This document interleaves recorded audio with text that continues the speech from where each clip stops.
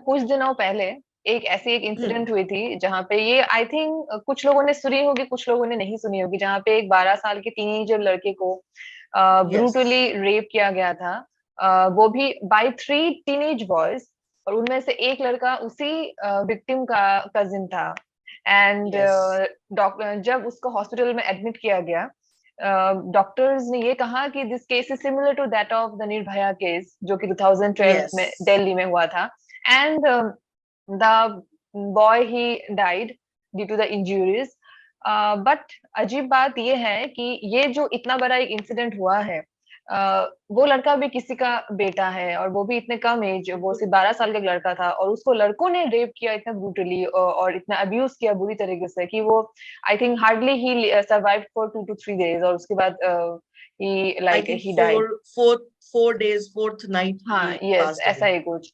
May be less, it was less than a week. एक हफ्ते से Yeah, कम ही वो सरवाइव कर पाया, लेकिन because the injuries were very barbaric. The rod was barbaric, inserted. बिल्कुल, Yeah, हाँ। yeah.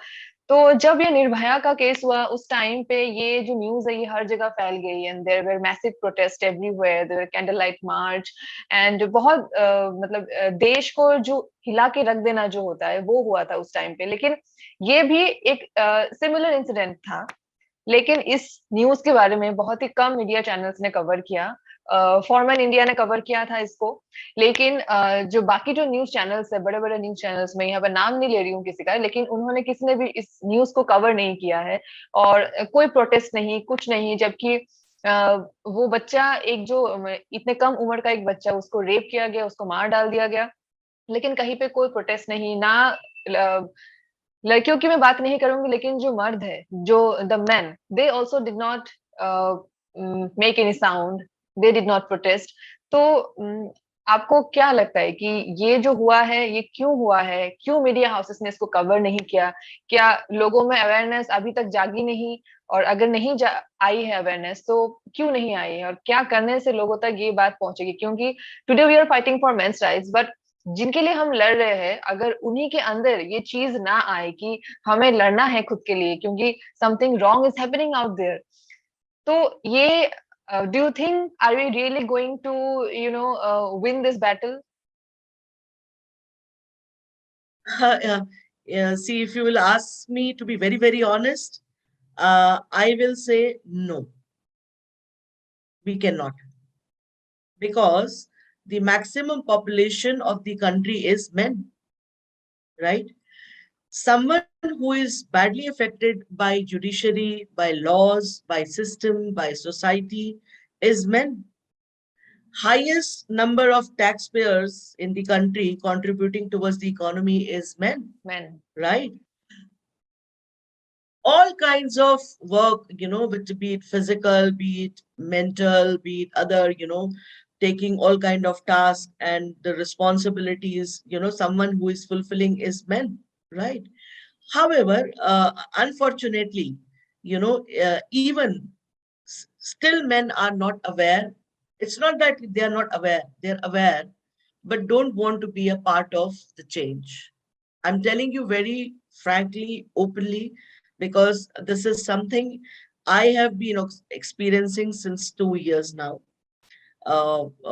If I have to do any kind of a protest or anything, any kind of thing, I really have to call men from their houses, really have to invite them. I'm being very honest.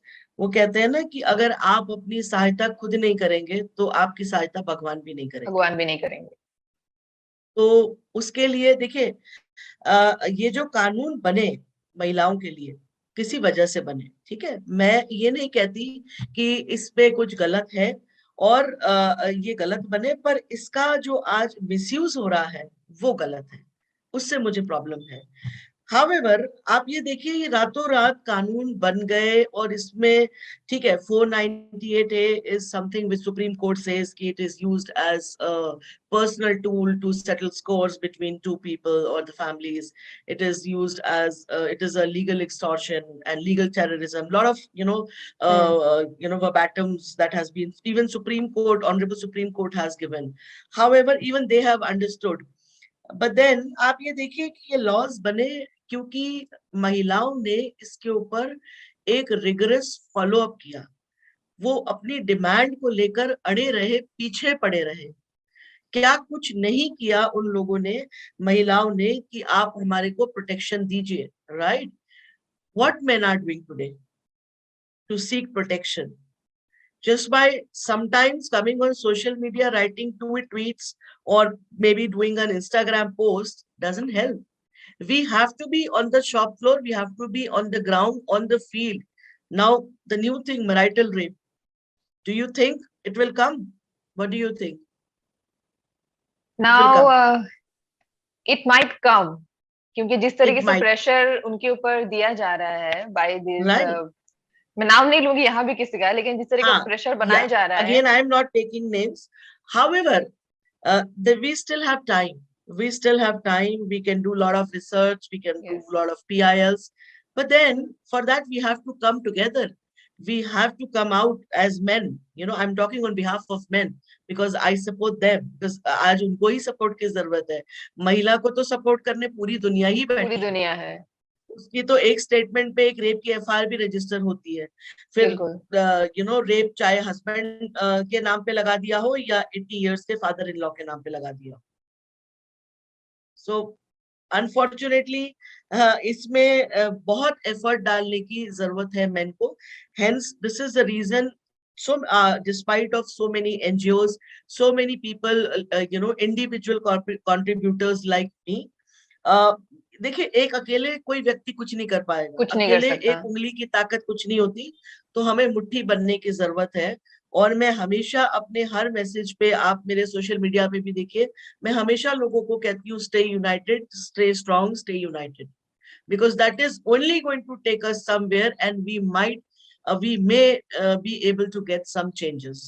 And अगर जो change आ गए तो आज की generation तो ठीक है, हम कुछ बचा ही लेंगे इसमें से, बट आने वाली जनरेशन्स को एक अच्छा भविष्य देंगे। वरना आप सोचिए जो आने वाली जनरेशन्स हैं उनके भविष्य का क्या?